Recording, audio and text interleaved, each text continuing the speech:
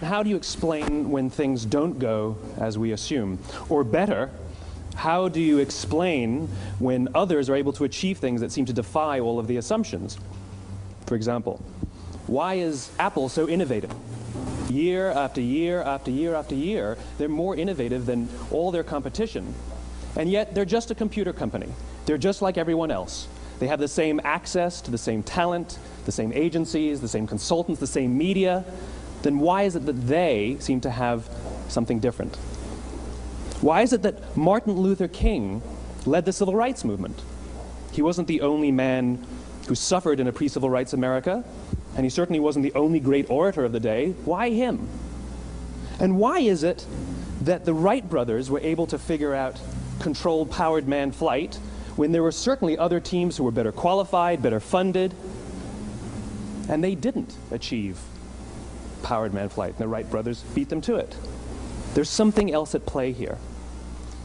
About 3.5 years ago, I made a discovery, and this discovery profoundly changed my view on how I thought the world worked, and it even profoundly changed the way in which I operate in it. As it turns out, there's a pattern. As it turns out, all the great and inspiring leaders and organizations in the world, whether it's Apple or Martin Luther King or the Wright brothers, they all think, act, and communicate the exact same way, and it's the complete opposite to everyone else. All I did was codify it.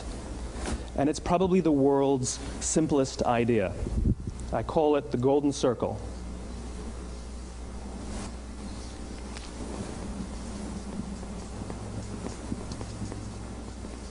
Why, how, what? This little idea explains why some organizations and some leaders are able to inspire where others aren't. Let me define the terms really quickly. Every single person, every single organization on the planet knows what they do 100%. Some know how they do it, whether you call it your differentiating value proposition or your proprietary process or your USP. But very, very few people or organizations know why they do what they do. And by why, I don't mean to make a profit.